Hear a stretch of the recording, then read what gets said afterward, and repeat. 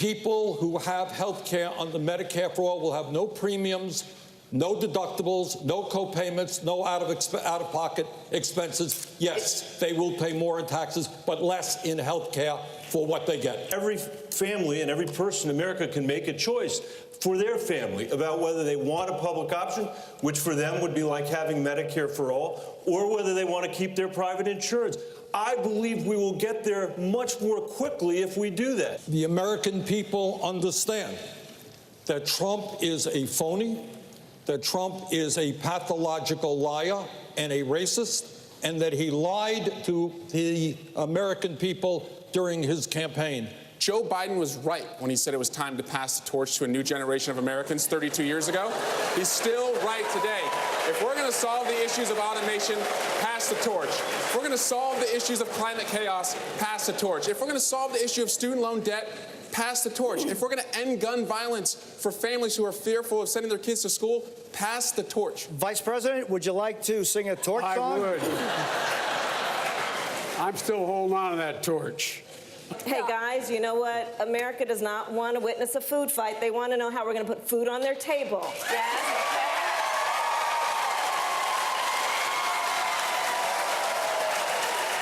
In our America, no one should have to work more than one job to have a roof over their head and food on the table.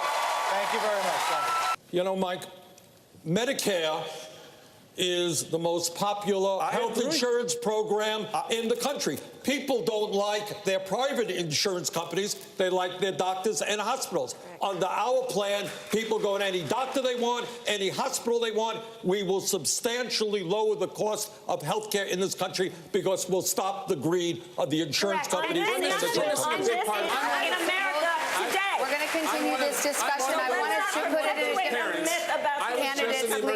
candidates, please. Now direct this at Vice President Biden.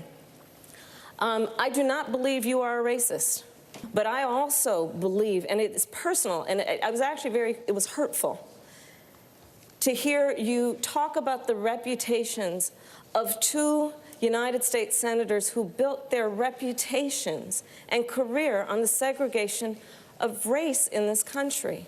Do you agree today that you were wrong to oppose busing in America then? No, do you agree? I did not oppose busing in America. What I opposed is busing ordered by the Department of Education. That's what I opposed. Well, there was a failure of states to integrate public schools in America. I was part of the second class to integrate Berkeley, California public schools almost 2 decades after Brown v. Board of Education. Because your city council made that decision. It was a local decision. So that's where the federal government must step in. That's why we have the Voting Rights Act and the Civil Rights Act. That's why we need to pass the Equality Act. That's why we need to pass the ERA, because there are moments in history where states fail to preserve the civil rights of all people. I have supported the ERA from the very beginning when I ran Vice President Biden, 30 seconds, because I want to bring other people into this. I supported the ERA from the very beginning. I'm the guy that extended the Voting Rights Act for 25 years. We got to the place where we got 98 out of 98 votes in the United States Senate doing it.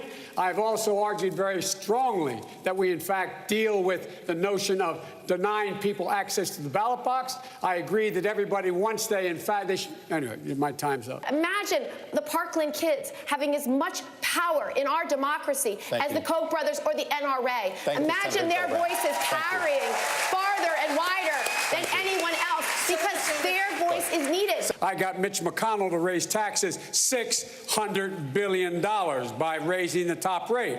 And as recently as after President got elected, I was able to put together a coalition of the Cures Act that billions of dollars go into cancer research, bipartisan. But sometimes you can't do that. Sometimes you just have to go out and beat them. I went into 20 states, over 60 candidates, and guess what? We beat them. We won back the Senate. Thank you. President of the United States should do is not deny the reality of climate change, but tell the rest of the world that instead of spending $1.5 trillion on weapons of destruction, let us get together for the common enemy, and that is to transform the world's energy system away from fossil fuel. The first thing I would do is make sure that we defeat Donald Trump.